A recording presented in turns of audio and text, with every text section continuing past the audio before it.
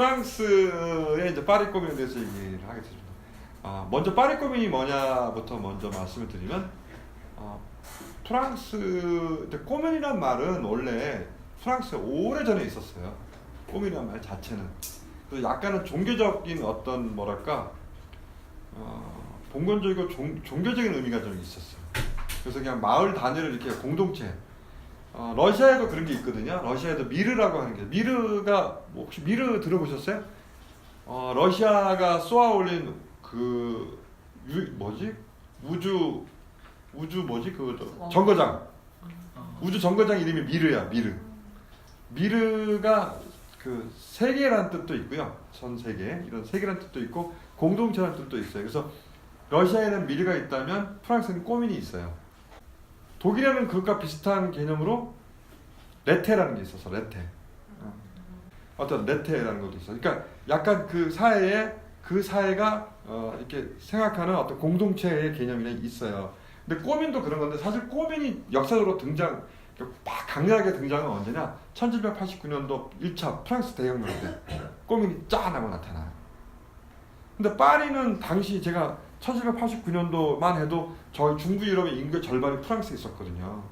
그러니까 프랑스가 물산이 풍부하고 정말 그 또 나름대로 봉건제가 일찍이 무너졌어요.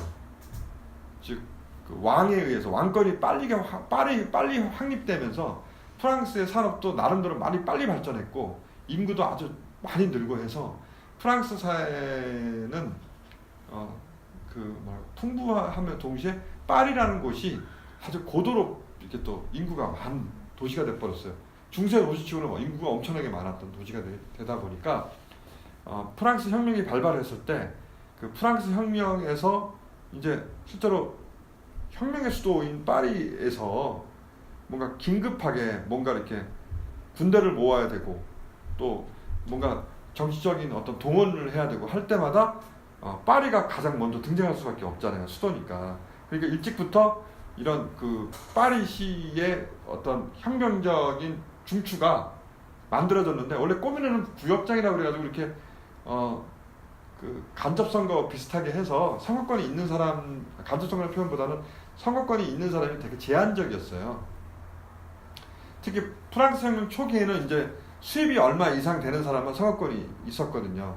그러다가도 이게 뭔가 혁명이 위기가 오고 그러면은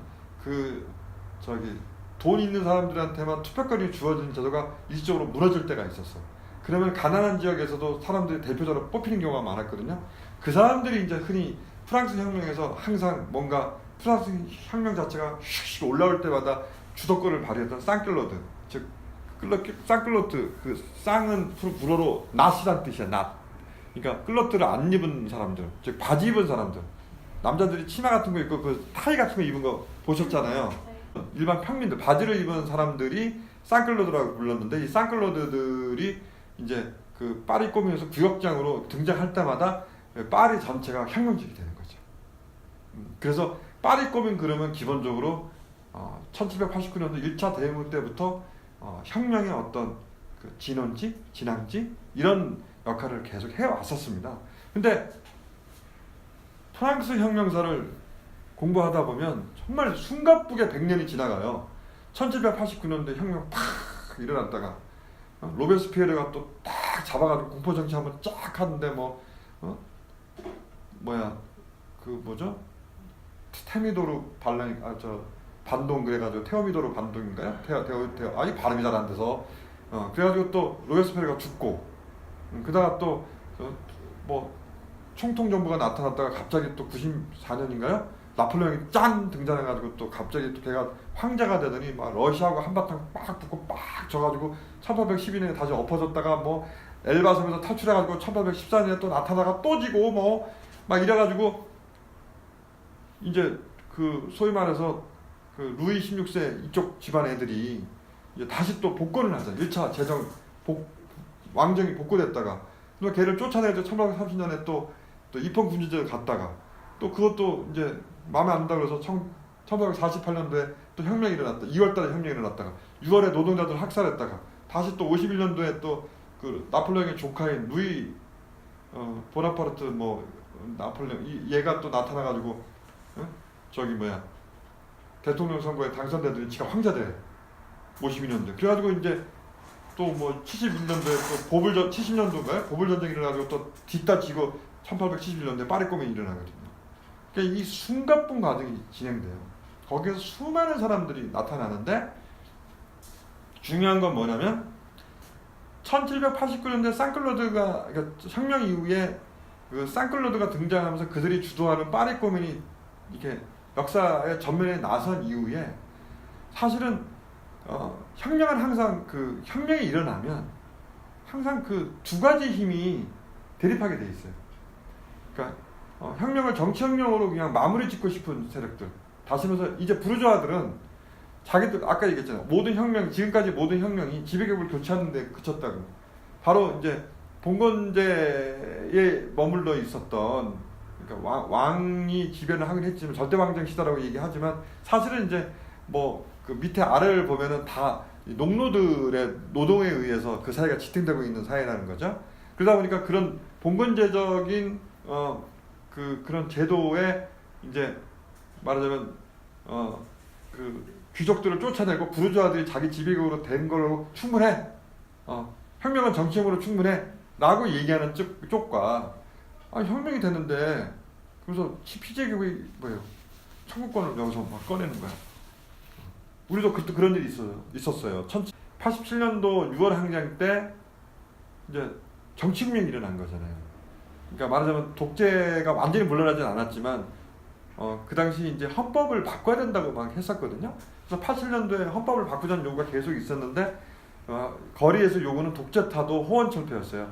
근데 갑자기 얘가 87년 4월달에 이제까지 헌법 바꾸자는 노력 다 필요 없고요. 그냥 가겠습니다라고 떠들었었어요. 그때 이제 박종철 열사라고 87년 2월에 그 고문받아 돌아가신 분이 그 사건을 조작했다는 걸 폭로하면서 아직도 살아계신 그 함세웅 신부님이 그걸 발표하면서 그냥 전국이 박학 뒤집어지면서 6월 항쟁이 일어났거든요. 6월 항쟁이 일어나가지고 사실은 독재 타도는 되지 못했지만 호언철폐는 해냈어.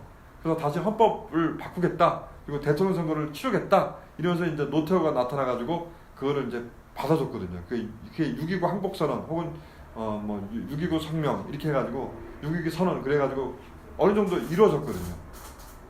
정치혁명은 어느 정도 이루어진 거야. 정치적으로 변하는. 그러니까 그동안 독재에 의해서 이 민중이 그 하려고 했던 건 다 방해됐거든요. 뭐 노조도 못 만들게. 뭐 우리 집 앞에 막 이상한 걸 섞어서 좀 동네에서 주민투표해가지고 좀 바꾸려도 그것도 못하게. 그다음에 뭐 기자들이 좀 양심적으로 하려면 그것도 못하게. 뭐 그냥 뭐든지 막혀 있으니까 그런 상태에서 6월 항쟁으로 군사 독재가 찌끄덕 삐그러지는 거 보고 어쨌든 세상이 바뀌었다고 느끼니까 너도 나도 청구서를 내면서 민주화됐다는데 노조는 만들어야 되는 거 아니에요? 그러니까 이제 7, 8, 9 노동자 대투쟁이 터진 거죠. 두 달 사이에 2,700개의 노조가 생긴 거예요.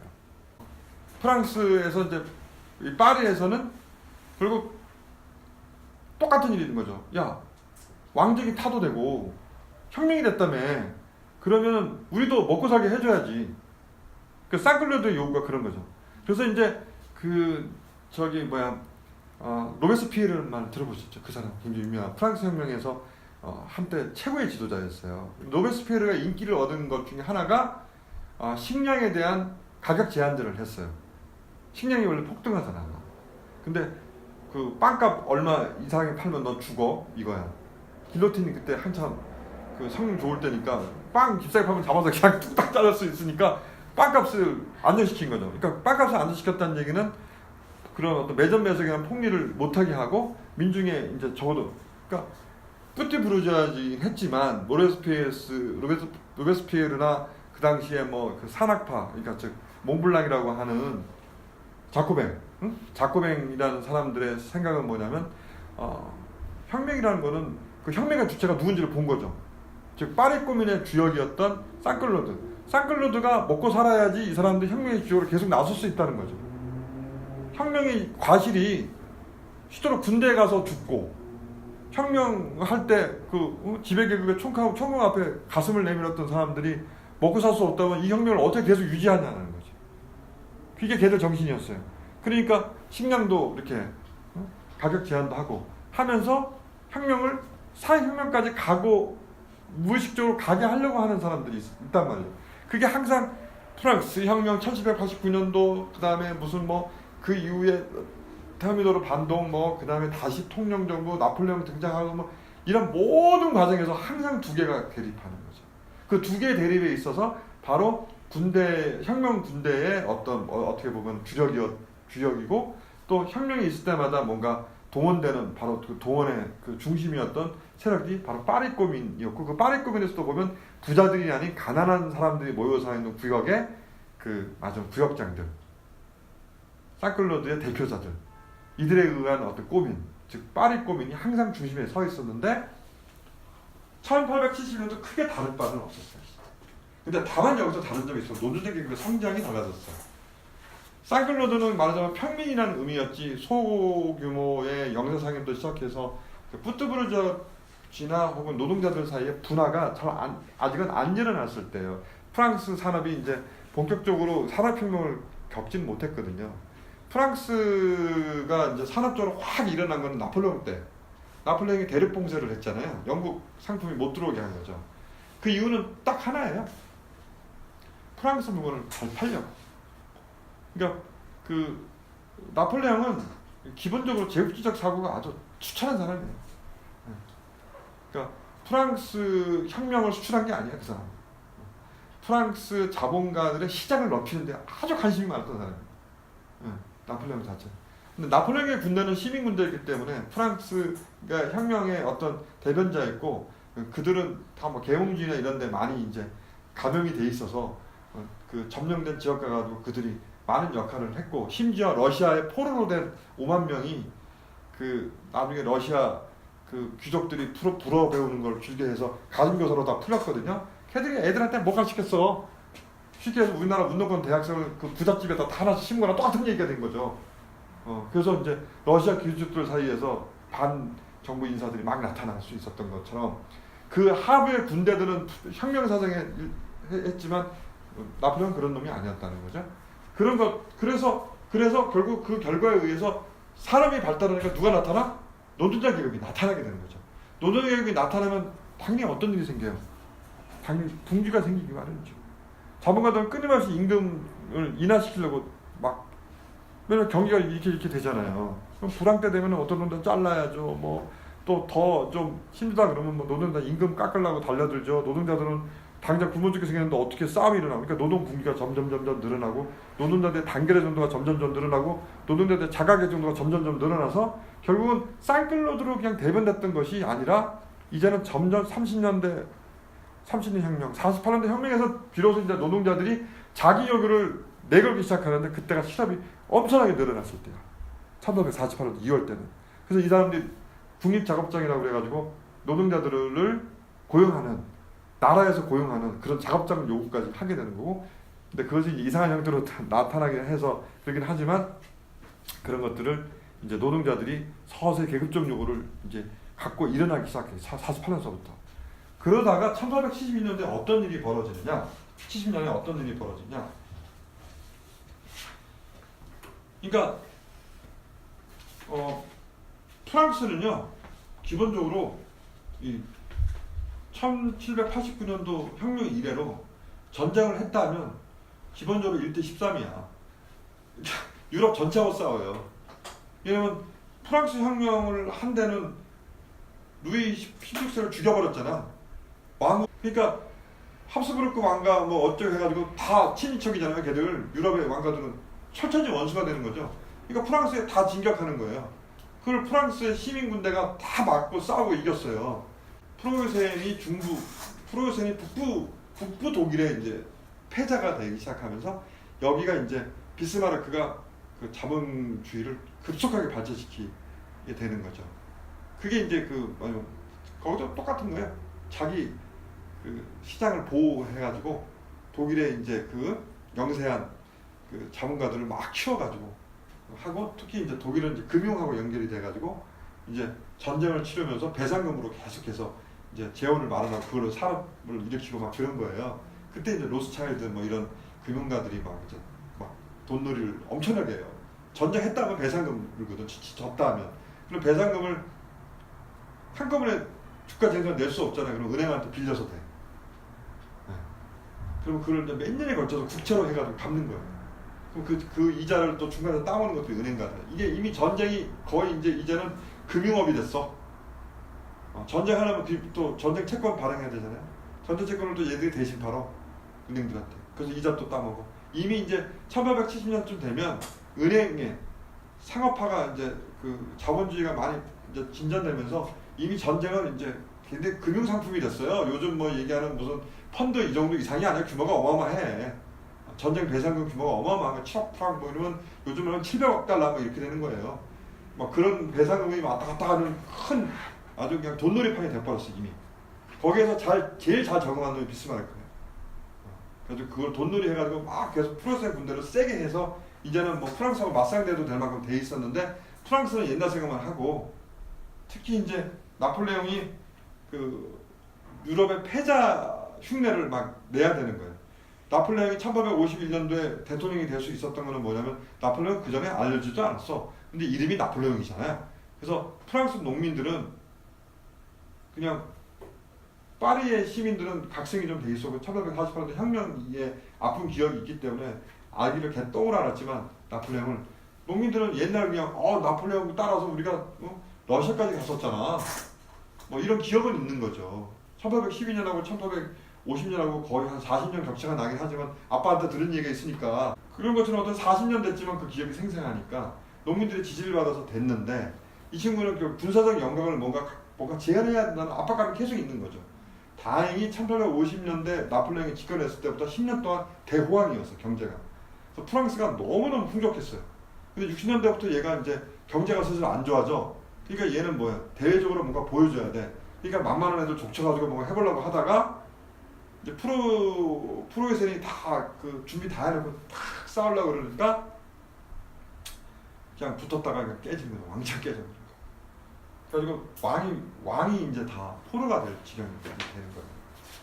그래서 그런 양상에서 이제 부르주아들은 어떤 일이 벌어지냐면 부르주아들은 전쟁을 일으켰을 때 뭔 생각을 했겠어요? 전자배상금 타야지. 그 다음에 이제 프로이센 놈들 이제 족쳐가지고 돈 좀 벌어야지. 이런 생각을 갖고 있는데 얼씨구 졌어. 져가지고 막 프랑스가 프로이센 애들이 막 몰려 들어와. 근데 재정이었잖아요. 나폴레옹이 황제를 칭하면서 이 재정 사회였어. 즉 왕이 있는 사회가 됐단 말이에요. 입헌군주제도 안 비스무리하게 뭐 하나 했어요. 입헌군주제가 맞아. 헌법에 있었으니까. 근데 그런 상황에서 프랑스에게 전쟁에서 진다는 의미는 아까 얘기했지만 이미 돈놀이가 된 전쟁이기 때문에 어마어마한 배상금이 걸려가고 그 배상금을 갚기 위해서 엄청난 재정적 압박에 사람들은 세금을 뜯겨야 되고 더더욱 문제가 되는 건 이제 뭐 자존심도 좀 상하고 뭐 등등등 여러 가지가 있었던 거죠. 그래서 사실은 프랑스가 프로이센에 대해서 전쟁 선포를 했을 때는 사실은 유럽에서 특히 막스까지도 이거는 프로이센 입장에서는 방어 전쟁이다 이렇게 처음에 표현을 했어요. 하지만 이 전쟁에 반대해야 된다. 그리고 첫차 전쟁이 일어나면 이것을 내전으로 바꿔야 된다. 이런 표현을 막 했거든요. 그런데 실제로 전세의 전개 과정은 프로이센한테 왕창 깨지는 거였어. 그러다 보니까 어떤 일이 벌어지게 되냐면 이제 프랑스 노동자들 입장에서는 사실은 이게 방어 전쟁이 돼버린 거예요. 방어 전쟁이 돼버렸어. 근데 바로 막스가 얘기한 대로 프랑스가 방어 전쟁을 치르려고 하다 보니까 곧바로 내전 상황으로 바뀌어 버렸어요. 어떤 일이 생기냐면 부르주아들은 이제 전에 있던 재정의 권위가 땅에 떨어지니까 사람들의 요구는 뭘로 나오겠어요? 공화정으로 가야 된다고. 왕은 저기 가서 잡혀 있어. 왕은 아주 프랑스의 권위를 땅에 실추시키고 포로로 잡혀 있어. 그런 상태에서 아직도 2,700만의 그 국민이 있는 프랑스가 독일 침략군에 의해서 대항하려면 민병대를 조직해서 국민방위군이라는 이름으로 민병대가 계속 존재했거든요. 해가지고 우리가 뭐 동원할 수 있는 군대 몇백만이 될 수 있는데 무장시켜서 반격하면 프랑스 군단은 그냥 한 방에 보낼 수 있다는 생각을 다 한 거예요. 그러면 국민을 하나로 규합시키려면 뭐가 필요해? 공화정을 수립해야 되고 그 공화정을 통해서 선거해가지고 그래서 공화정을 통해서 세운 권력이 그 정부가 시민군을 그 구성해서 반격하면 심작군을 몰아낼 수 있다라고 판단한 거예요. 그런데 공화정을 딱 선포하는 순간 어떤 일이 벌어지기 시작하냐? 노동자들의 각성이 이미 높아진 상태고 노동자들이 40%에 쓰라린 경험도 있었고 그 다음에 노동자들이 정치적 각성도 높아졌을 뿐만 아니라 조직도 좋다 보니까 결국은 공화당 안에서 그러니까 그 공화정 안에서 노동자들 목소리가 계속 올라오기 시작하는 거예요. 그러니까 이게 거기다가 이제 그런 상태에서 프랑스 군대가 밀물듯이 밀고 들어가서 프랑스 파리를 포위해 버렸어요. 그러니까 뭐 반격할 기회도 없이 그냥 계속 무너져서 파리가 포위됐어요. 200만이나 되는 도시가 포위가 됐는데 포위가 된 곳에서 계속해서 이제 항전을 주장하는 사람들은 당연히 뭐예요? 노동자들 수밖에 없어요. 그리고 부르주아들은 공화정 자체가 점점 노동자들 주도하에 가버리니까 특히 파리 꼬민이 딱 등장한 거예요. 꼬민이 등장하기 시작해서 왜? 그 당시에는 이제 민병대가 그때까지는 프랑스에서 기본이었어요. 민병대가. 그러니까 군대 그러면 혁명 전통이 있잖아. 혁명 전통은 뭐예요? 상비군을 갖고 전쟁하는 것이 아니라 자발적인 혁명군대, 시민군대가 군대를 만들어서 밀고 나가는 건데 그러다 보니까 그 기본적으로 국민방위라는 형태로 해서 자발적으로 이 프랑스가 위기가 처하니까 막 사람들이 너도나도 자원을 해가지고 국민방위 군대가 한 50명 파리 안에만 한 40만 명, 50만 명이 확 순식간에 모인 거예요. 부자들도 모이고 뭐 가난한 사람도 모이고 다 모였는데 거기서 이제 원래 선거법에 의한 보통 선거권이 이미 주어졌었거든요. 여기서 보통 선거권이라고 할 때는 여자는 지금부터 보통 선거권 여자는 빼고 죄송합니다. 프랑스에서 여자들한테 투표권이 주어진 건 1944년도 그러니까 알제 의회에서 처음 선언됐고요.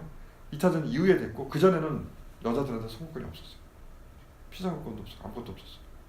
어쨌든 보통 선거권이라고 보통 얘기를 해요. 그러니까 재산의 유무와 상관없이 뭐 19세 이상의 성인들한테 다 투표권이 남자 성인한테 이게 이제 주어지게 돼 보통 선거라고 얘기를 하지만 어쨌든 보통 선거가 있었기 때문에 가난한 친구들도 어떻게 됐을까요? 구역장 선거나 이런 데서 쫙 올라오는데 가장 거기서 적극적인 친구들이 누구였겠어요? 노동자들이었다. 그러니까 파리 꼬민의 그 구역장 회의는 이미 노동자들이 거의 장악해버린 거예요. 그다음에 이제 파리가 1차적으로 포위되니까 한 10만이 넘는 이제 그 부자들이 파리를 빠져나갔어. 왜냐면 이제 프랑스 군대가 막 포격전을 하고 막 이러니까 빠져나가는 사이에서 이제 결국 그 부자들은 나가고 가난한 사람들이 파리를 방어하는 이제 핵심이 돼버린 거죠. 그런 상태에서 이제 그 4개월 동안 이제 파리가 포위가 되다 보니까 끝내는 이제 부르주아들이 그 공화정 안에 있는 부르주아들이 결국은 이제 독일하고 프러시아하고 이제 소위 말해서 협정을 맺어서 항복을 해버리는 거예요. 그 항복을 하게 되면서 또 희한하게 이게 뭐냐면 항복을 하는데 배상금도 따먹어야 되고 하니까 새로운 공화정 선거를 하게끔 프러시아 군대가 그걸 허용을 해. 점령 상태에서. 그래가지고 또 선거를 해요. 선거를 해가지고 보르도라는 곳에다 의회를 또 만들어요. 근데 보르도는 아시다시피 파리에서 좀 떨어진 곳이잖아요. 그러니까 파리에서는 감히 그런 의회를 할 수가 없는 거예요. 파리 꼬민의 압박이라는 걸 이미 알고 있었기 때문에. 그래서 보르도는 시골에다가 의회를 이제 열어서 거기서 이제 새로 선거로 뽑힌 애들을 데리고 하는데 그 선거는 당연히 보통 선거권이 되다 보니까 인구 대다수였던 농민들의 그냥 의회가 돼버리는 거예요. 농민들의 의식은 굉장히 낮았었단 말이죠. 그러니까 실제로 파리를 지키고 있었고 포위된 4개월을 버텼던 파리 꼬민의 파리의 시민들의 생각하고는 완전히 동떨어진 결정이 보르도에서 계속 일어나는 거예요. 그러니까 이제 그 보르도 의회에 대해서는 엄청난 불신이 생기는 거죠. 근데 결국 이제 여기서 중요한 거는 부르주아들은 어떤 생각을 점점 하게 되냐면 차라리 프로세인이 낫다. 그러니까 그 적화된 파리보다는 침략군인 프로세인이 훨씬 낫다. 라는 생각을 하기 시작하는 거예요. 이미 이제 그 막스의 예견대로 프랑스와 이 프로이센의 전쟁이 내전으로 격화됐고 그 내전에서 부르주아들은 소위에서 지들이 그렇게 앞장세웠던 프랑스 애국심 그것도 다 내던져 버리는 거예요. 결국 자기들의 계급 지배가 위기에 처하니까 결국은 그렇게 애국심 어쩌고 하던 놈들이 프러시아하고 손을 잡아버린 거죠. 그래서 이 전개 과정에서 보시면 아시겠지만, 그러니까 총선거는 그 보르도에서 개최됐지만 강화 조약의 내용을 보시면 알사스 로렌 지방의 프로레스를 하장하고 영토도 떼주고 50억 프랑의 배상금도 내고 이런 식으로, 그다음에 승리의 상징으로 그 이틀간의 파리 진주 허용 이런 게 있거든요. 파리에 들어와서 이제 사진 찍으라 이게 쉽게 얘기하면 이런 식으로 이제 된 건데, 그 휴전하고 나서 국민 방위대가 이제 그 막 격분하는 거죠. 그런 일을 당하면서. 이러면서 이제 그 15만, 여기 책이 나온 것처럼 15만 명의 부자들은 다 빠져나가 버려요. 프랑스를. 파리를. 그래서 시골로 다 도망가. 국민 방위대가 이제는 항전을 주장하게 되면서 그 이제 파리에서 사실상 주도를 하게 되는 거예요. 그러니까 당시에 이제 그 공화정 정부를 이끌고 있던 띠에르라는 친구는 야, 저걸 분쇄해야 되겠다라는 생각을 해가지고 국민 방위군이 그 모금을 해가지고 만든 대포가 몽마르트 언덕에 있었었는데, 거기 이제 당시에 파리를 방어하기 위해서 수천 대의 그 대포가 있었고, 그 중에 상당수 거의 한, 여기는 100몇십 대라고 그러는데 다른 데는 한 600대라고 얘기도 해요. 그런 대포를 몽마르트 언덕에다가 이제 다 설치를 해놨는데, 이게 거기가 그러니까 요충지예요. 거기다가 대포를 해놓으면은 파리로 시내로 진격하는 게 거의 불가능해요. 그러니까 이제 이놈들이 국민방위군 소속에 있던 저기를 이제 상비군을 동원해가지고 훔치려고 그러는 거죠. 그러다가 이제 새벽에 그게 기도가 툭 나면서 사람들하고 이제 정면으로 부딪혀요. 근데 거기서 군대가 파리 민중들에게 넘어가 버려. 그래가지고 그 파리 민중의 발포명령을 한 장군놈을 그 자리에서 죽여버려요. 그러면서 사실상 그 파리에 있었던 그 공화주의자들, 즉 프랑스를 배신하고 그 프러시아에 붙었던 이런 놈들이 이제 사실상 도망가 버리죠. 그래서 실제로는 이놈들이 베르사유 궁전으로 그 군대가 도망가 버렸어. 군대가 아니라 정부가. 그래가지고 베르사유 정부를 세워버린 거예요. 그리고 파리는 파리대로 지금 프러시아 군대에 포위되어 있는 상태였고, 그런 상태가 돼버린 거죠. 그러니까 베르사유로 도망갔는데 국민 방위대라고 하는 민병대는 다 어디예요? 파리 거민에 다 복종을 하게 되니까 얘들은 군대가 없어. 근데 아까 말씀드렸지만 그 프러시아 군대한테 왕창 깨졌던 애들이 실제로는 다 포로가 돼 있었다고 그랬잖아요. 그러니까 이제 프러시아한테 병선 좀 줘. 쟤들 파리 거민을 우리가 진압해야 되니까. 그놈이잖아요. 다 같은 부르주아 군대니까. 그래서 비스마르크가 포로로 했던 18만, 10만을 다 줘요. 거의 그들이 무기까지 다 한꺼번에. 그래서 베르사유가 그들이 받아가지고 무장을 하게 되는 거죠. 근데 그 사이에 이제 50만이 넘는 군대를 갖고 있었던 파리 꼬민이 베르사유를 치는 거를 생각을 안 해. 거기다가 그 프랑스 국립은행에 있었던 어마어마한 금도 건드리진 않는 거예요. 스스로 이제 지배격이 됐고, 우리가 스스로 프랑스의 자존심을 지키고 프랑스 공화정을 지킨다. 이게 딱 또 노동자 계급의 국가를 만들었다는 이 자부심이 너무 크다 보니까 계급의 적대에서 굉장히 관대해지는 측면이 있어요. 어쨌든 그런 일이 벌어지면서 칠 때 못 쳐.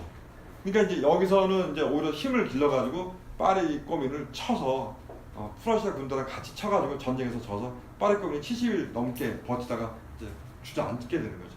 이것이 이제 파리 꼬민에서 일어났던 일들인데, 이런 파리 꼬민의 일련의 과정에서 우리가 주목해야 될 것은 뭐냐면, 바로 노동자 계급이 1789년도 프랑스 대혁명 이후에 상클로드르 이름으로 나타났다가 나중에는 이제 48년도에 되면 그 노동자 계급 운동으로 나타나고, 그 다음에 특히나 이제 72년도 되면은 이미 막스가 살아 있었고, 또 막스의 말하자면 제1차 인터내셔널 지부가 파리에 이미 있었기 때문에 노동자 계급의 정당이라고 딱 정확히 말하기는 어렵지만, 어쨌든 노동자 계급 전위에서 일정에는 영향을 받은 그런 노동자 운동이 존재했다는 거예요. 그러다 보니까 그 노동자 계급의 운동이 가져가야 되는 속성을 이미 발휘하기 시작한 거예요. 그건 뭐냐면 아까 얘기한 것처럼 이 파리는 포위되어 있었고, 그 다음에 제정에 의해서 공화제로 바뀐 이 프랑스, 즉 파리 꼬미는 당시 그 전쟁에 임박해 있고, 그 다음에 지배계급이 그 만들어놓은 여러 가지 그 우리 같은 적폐들을 청산해야 되는 의무가 당연히 있다 보니까 그런 보편적인 요구들을 자신들 계급적 요구에 의거해서 하나씩 만들기 시작해요. 근데 그 계급적 요구가 결국 뭐냐? 사실상 프랑스 그 지배 계급은 그 혁명의 진전 과정에서 혹은 그 프랑스의 방어 전쟁의 과정에서 사실상 다 배신을 하고 실제로 자기들의 계급적 이해를 위해서 적과도 손을 잡는 것을 보여줬기 때문에 프랑스의 그 노동자 계급의 입장에서는 그러니까 애국주의에 의해서도 손상될 수 없었고, 요즘 우리 흔히 나중에 애국주의에서 감염되기 마련인데 거꾸로 애국주의에 의해서 손상될 수 없었고, 또 뭐 민족주의 뭐 이런 것도 이미 손상될 수가 없어. 왜냐면 프로이센하고 프랑스 지배계급이 손을 잡아버렸어요. 거기서 민족주의가 어딜 개입을 해. 그죠? 그러니까 노동자 계급의 순수한 운동이 나타날 수 있는 조건이 다 된 거죠. 그 노동자 계급의 순수한 운동은 뭐냐? 바로 노동자 계급이 노동자 국가로 수립하는 거였다는 거죠. 순수하게 노동자 국가의 수립을 목표로 하는 운동이 일어나게 된 거예요. 기가 막힌 조건에서. 애국주의에 감염되지도 않고 민족주의에 감염되지도 않고 순수한 노동자 계급 운동의 요구로서 이제 자신들의 역할, 즉 전쟁이라는 것도 치러야 되고, 또 전쟁에 의해서 고립되고 피폐화된 그 경제도 회복해야 되고, 이런 것들을 다 처리해야 되는 거. 그리고 새로운 국가를 수립해야 되는 요구까지도 같이 다 수행해야 되는 거죠. 그거를 한 것이 바로 파리 꼬민에서 나타난 것이었고, 그 파리 꼬민에서의 일련의 조치들을 보면 바로 그것이 이제 상비군을 없애버리고 모두 국민 방위대로 다시, 그러니까 민병대로 다 대체해버린 거죠. 근데 민병대는 이미 있었어. 상비군도 있었고. 그리고 그 뭐 전당포에 저당 잡힌 물건도 다 판매 중지하고, 또 주택 임대료 이제 뭐 면제, 지불금. 사실 파리 꼬민에서 중요한 것 중에 하나가 뭐 어음 같은 거, 상인들 어음 같은 거를 이놈들이 다 날려버리거든요. 공화정 정부가 부르자고 이것도 다 해보시켜주고 그렇죠. 그다음에 꼬민의 직원은 의원의 봉급에 뭐 그 6천 프랑 노동자 평균 임금을 넘지 못하게 한다든지, 그다음에 교회하고 분리하고 종교하고 분리하든지, 또 뭐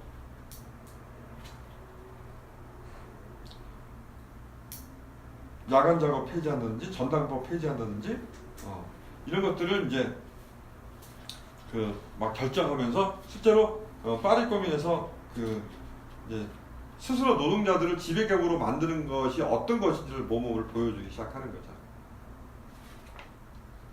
그래서 파리 꼬민은 이제 여러 얘기가 있지만 뭐 간략하게 말씀드리면 우리가 그 상상할 수 있는 노동자 민주주의의 어떤 상당한 부분을 보여줬어요. 노동자 계급이 상상할 수 있는 그 민주주의하고 부르주아 계급이 상상할 수 있는 민주주의를 비교한다면, 보통 미국의 민주주의를 부르주아가 이런 구대륙의 어떤 앙상레짐이라고 하는 구체제의 방해를 안 받고 소위 청기도라고 하는 사람들이 자기 상상을 최대한 발행해 미국의 민주주의라고 본다면, 노동자 계급이 애국주의나 무슨 민족주의에 감염되지 않은 상태에서 노동자 계급의 본성에 의해서 자기가 발휘했던 최대의 민주주의가 어떻게 보면 파리 꼬민이었어요. 당시 프랑스 노동자들. 거기서는 뭐 노동자들 임금에 맞밖에 모든 공무원들을 월급을 똑같이 한다든지, 그다음에 모든 공직자를 소환할 수 있는 권리를 준다든지, 그 다음에 또 뭐죠? 행정기관뿐만 아니라 의회기관을 뭐 통합한다든지, 이런 것들이 바로 이제 노동자 대표로서 정부를 구성한다든지, 이런 것들이 노동자들이 만들어낼 수 있는 프롤레타 민주주의. 그러면서 또 프롤레타 독재. 프롤레타 독재와 프롤레타 민주주의는 이제 동일한 의미거든요. 그러니까 그래서 그런 부분을 이제 실현했다. 이것이 큰 의의라고 볼 수 있겠습니다.